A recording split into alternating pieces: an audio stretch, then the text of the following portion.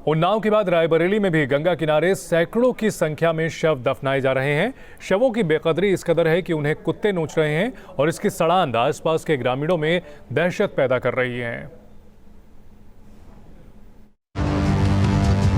1, 2, 3, 4, 5 ऐसा लग रहा है मानो ये गिनती कभी खत्म नहीं होने वाली। हम गिनते गिनते थक जाएंगे लेकिन शवों की गिनती पूरी नहीं हो पाएगी, क्योंकि इतनी ज्यादा तादाद में शव यहाँ दफन किए गए हैं कि इन तस्वीरों को देखकर हर किसी के होश उड़ जाएं। ये तस्वीरें रायबरेली के गेगांसो गंगा घाट की हैं। यहाँ कोरोना का ऐसा कहर टूटा कि शवों को गंगा नदी की रेत में ऊपर ही दफन कर दिया गया। ये शव रेत के ऊपर साफ साफ दिखाई दे रहे हैं। लाल, पीले और सफेद कपड़े में लिपटे शव दूर से ही किसी को भी नजर आ जा रहे हैं, लेकिन यहाँ का प्रशासन इतना लापरवाह है कि इसे कोरोना से मरने वालों की लाशें नजर नहीं आ रही, या यूं कहें कि जानबूझकर प्रशासन इन लाशों पर आंखें मूंद रहा है। कोरोना महामारी एक दिन में 40-40, 50-50 गेगासो घाट पे जलाई गई और गाड़ी गई है।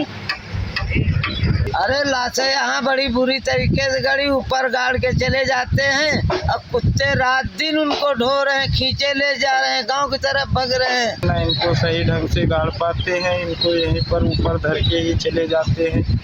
इनको कुत्ते नोच खाते हैं।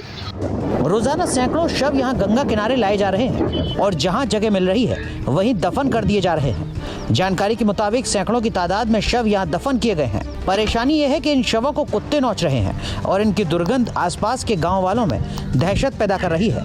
ऐसे में सबसे बड़ा सवाल प्रशासन पर उठता है। कोरोना मरीजों के शव के अंतिम संस्कार में अगर इतनी घोर लापरवाही होगी तो कोरोना से जंग कैसे जीतेंगे? Team news state.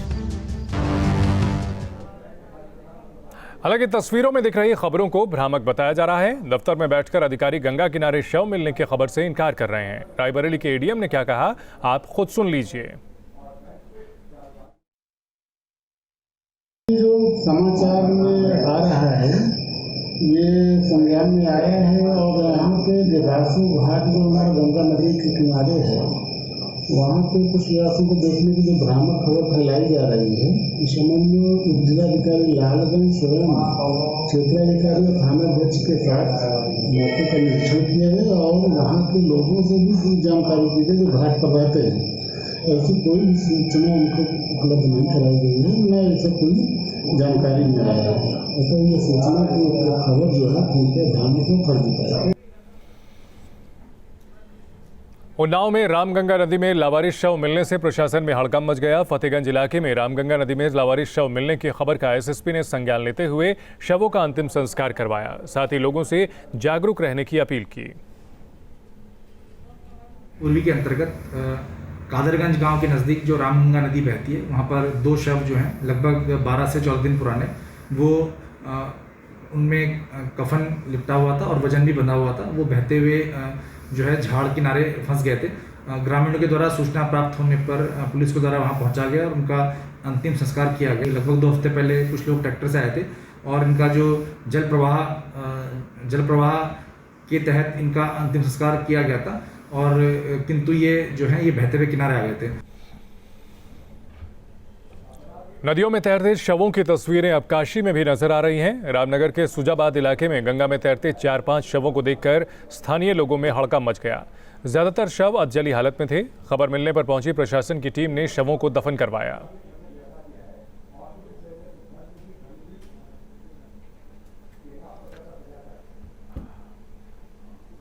हमारे सहयोगी अनिल हमारे साथ बने हुए हैं इस खबर पर। अनिल, जहां भी नदी किनारे शहर हैं वहां पर इस तरह की तस्वीरें बिल्कुल आम हो चुकी हैं। उन्नाव से लेकर वाराणसी, गाजीपुर तक इस मामले को लेकर के अब काफी गंभीरता से प्रशासन को और सरकार को विचार करने की जरूरत है।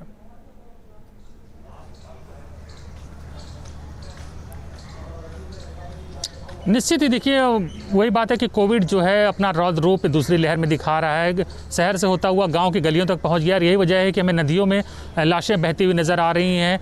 लोग अंतिम संस्कार नहीं कर रहे हैं प्रॉपर तरीके से, अपनों को नदी के किनारे ही या तो नदी में बहा के चले जा रहे हैं या बालू में ही 2-3 फीट की गहराई में गाड़ दे रहे हैं, जिससे जो आवारा जानवर हैं उन्हें नोच और खसोट रहे हैं। लेकिन अधिकारी हैं बेहयाई की तमाम सीमा पार कर चुके हैं और वो इन तस्वीरों को झुठलाने में लगे हुए हैं। जाहिर बात है कि वो अपनी नौकरी बचाने में लगे हुए हैं, अपनी पोस्टिंग बचाने बचाने में लगे हुए हैं, क्योंकि अगर वो स्वीकार कर लेंगे कि उनके एरिया में इस तरह लाशें दफनाई जा रही हैं या नदियों में बहाई जा रही हैं, तो उन्हें लखनऊ तक जवाब देना होगा, और इसी जवाब से बचने के लिए वो इन तस्वीरों को झुठला रहे हैं। लेकिन हकीकत यही है कि स्थिति गाँवों में भी बहुत विस्फोटक हो चुकी, भयावह हो चुकी, इसलिए सरकार अब गाँव-गाँव टेस्टिंग कराने की बात कह रही है। लेकिन हमारे गाँव इतने बड़े हैं, इतने दूर दराज के इलाकों में है कि वहाँ सब जगह टेस्टिंग टीम पहुँच जाए, ये पॉसिबल नहीं। देखिए, हमने भी मोहनलालगंज में एक टेस्टिंग टीम का पीछा किया था, उसके साथ साथ गए थे। जो टेस्टिंग टीम है वो फॉर्मेलिटी करके चली आती है, क्योंकि गांव में जो पूरे हैं एक इतनी दूर दूर बसे होते हैं, एक एक आदमी तक वो टेस्ट टीम नहीं पहुंच सकती है, बहुत बड़ा हमारा प्रदेश है, तो ये एक फॉर्मेलिटी ही है। लेकिन हकीकत यही है कि सब एक एक व्यक्ति तक पहुंच जाएं, ये टीमें इम्पॉसिबल है, और यही वजह है कि अब कोविड-19 जो है गाँवों में भी कहर ढा रहा है। जी अनिल, इस मामले को लेकर के जो मानवाधिकार आयोग है उसको भी दखल देने की ज़रूरत पड़ी है, सवाल पूछा गया है इस मामले में। जाहिर सी बात है कि अब ये मामला उतना हल्का नहीं रह गया जितना कि 2-3 दिन पहले तक ये लग रहा था।